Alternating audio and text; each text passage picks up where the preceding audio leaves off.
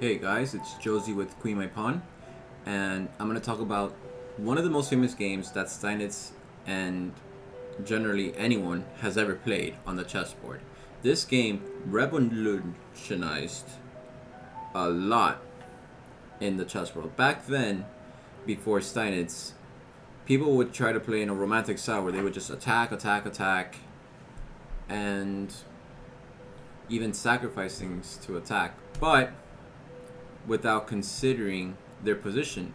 So maybe they didn't care about the center and they just moved their queen or their bishops or their knights to positions where they could easily attack something without considering, oh, how long could it stay there? Could we maintain that position? So it was very dynamic but also very superficial. Steinitz was able to prevent any attack from happening in this game. And that's because he was able to use the power of restriction. We're going to take a look at just what I'm talking about right now. Let's go ahead and start the chess. So, this was Rosenthal Steinitz, played in Vienna 1873, and that means that Steinitz was black. E4, E5, Knight C3. The Vienna game. So,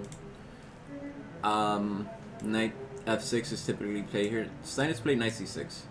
A common trap is Knight F6, Bishop C4, and Knight takes C4. Alekhine definitely recommends playing that. So Knight C6 was the move. Okay. The point is that, it's preparing the King's Gambit again. Knight C6, Knight F3. But of course, this is more in the spirit of the King's Gambit, now that the E-pawn is protected and d5 has lost most of its vigor. So Knight f6, g6, d4, e takes d4, knight takes d4. But in this position, knight d5 could be played. So knight takes d4, bishop g7, bishop e3, knight g e7, bishop c4. Both sides are bringing out their pieces in an open position. Logical. d6, because d5 is impossible. So this is the best Steinitz can do. Castles, castles. So obviously white has the advantage. He's got a pawn on e4 versus black's pawn on d6. So black is more restricted. Black's going to have a tougher game. But this is Steinitz we're talking about. f4. Now look, white's got two pawns in the center. And that looks formidable, because he might push f5. However, he's not going to have this for long. With knight a5, attacking a loose piece. Okay? He's being aggressive. We got to ask ourselves, oh, is there something that's loose? Well, yeah, the bishop. But this isn't just a superficial attack like in the style of a romantic player. After all, the knight's going to the rim. So, what do we get after bishop d3? Glad you asked. d5. That's the point of the move. We get rid of the bishop's influence on d5. So black's basically equalized. E takes d5. Surrender the center. By the way, e5 is impossible because of c5 and c4 winning a piece. So e takes c5, knight takes d5, knight takes c5, queen takes c5. Obviously black is equal now. This pawn on f4 looks so silly because of that knight a5 move. Wow. So f4 was definitely premature. And whenever there's a loose piece on the other guy's side, you have to attack. So he plays c3 to protect the knight, and now rook d8. The threat is c5, winning a piece. Queen c2. So now if c5, then bishop e4, and everything's unpinned. Knight c4 to get the knight back in the game and attacking another loose piece. But this would also give black the bishop pair if he were to exchange this bishop. So bishop takes c4, queen takes c4. We got the bishop pair. And I don't know why Rosenthal did that. I don't know, it's kind of a dubious exchange, but let's see how Steinitz takes advantage of this. Queen f2, because this was a threat. Bishop takes d4 and rook takes d4. Again, taking advantage of the fact that the pawn is pinned. So queen f2. Now, this is a classical position, positionally speaking. Okay? So, Steinitz is about to show the strength of the bishop pair. This is the first game in which we realize how Steinitz restricts his opponent and prepares to use the pair of bishops. So, notice that the bishops are far-reaching against a knight that is close-reaching. That means that if a knight gets in your camp and cannot be dislodged, you probably have to give up a rook to make the position equal again. It's necessary. Bishops, though, if you give them an open diagonal, it's going to be a long day. So, let's go ahead and play c5. Why? Well, where's the knight going to go? First of all, the knight can't go anywhere in our camp. If he plays b3, we take the pawn. And yeah, you get a free pawn. So where's the knight gonna go? They don't have a counterattack. Maybe they have queen to e2, which may have been interesting, but then I have an interesting move as well. Bishop to e6, and then I can't take the bishop. So c5. Where's the knight gonna go? It has to go backwards. It has to go to knight f3 to logically defend the king side. And now b6. Notice that this pawn is preventing the bishop and the knight from accessing d4. We've already controlled a central square. And this isn't just simply to get the bishop out, although that's nice. But the bishop and the knight are restricted. Now, we gotta restrict the knight from coming here.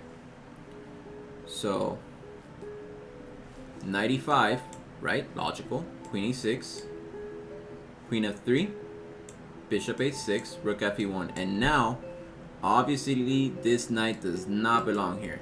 I got a question from a user who says, I don't know what to do when knights are in my camp. Well, first of all, you prevent the knights from coming in your camp. So, Steinitz played f6. Now the knight's gotta go back yet again. The only square it can go to is knight g4. And now, h5, kicking the knight even further back because the knight doesn't belong near our camp.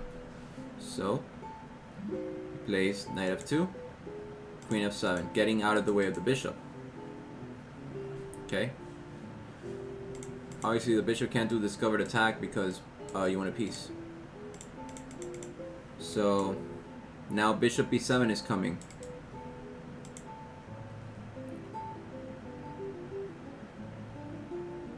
Look at white's bishop and knight. They're completely blocked.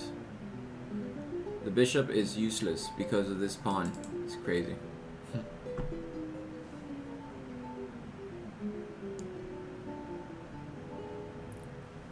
Black is completely crushing white. So, of course, white tries to rid of itself of this pawn. But little did Rosenthal know that Steinitz would win this pawn in 5 moves.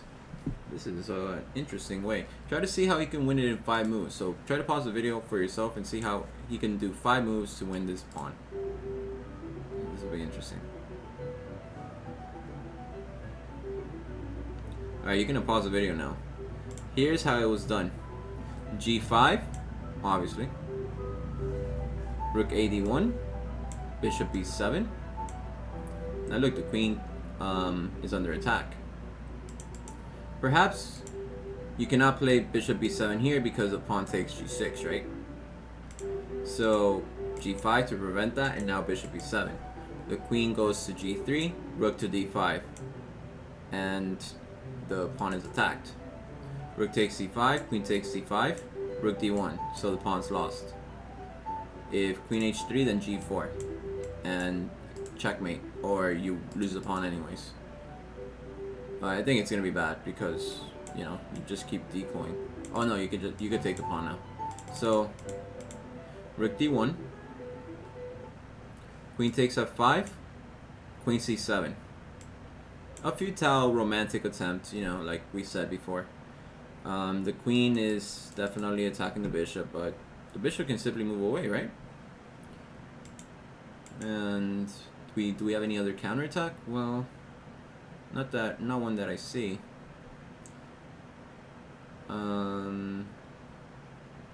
What would you play here? Bishop d5 to obstruct the rook from coming down here. That would have been annoying. So he can't really play. Well, let's see. He could play c4, but then that would have been interesting. I wonder what the reply to c4 was.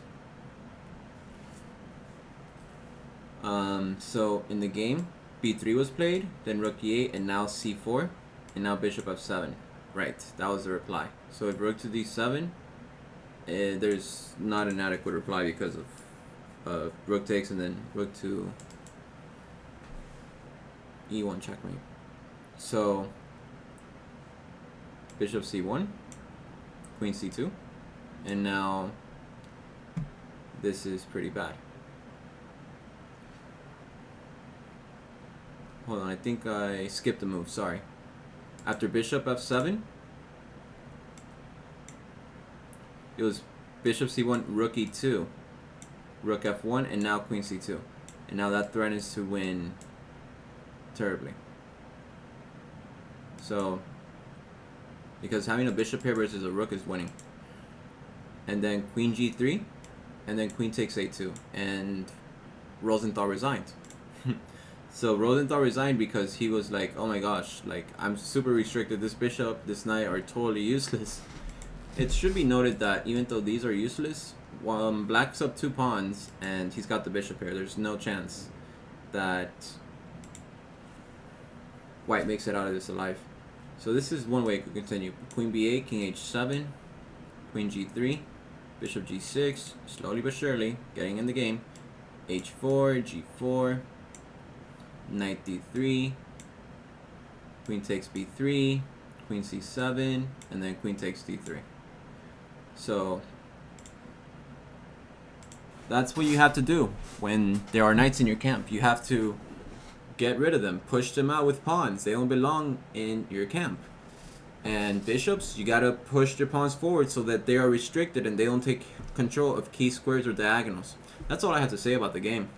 So if you liked the video, make sure to click the like button and subscribe to my channel for more content like this, and I'll see you on the next one.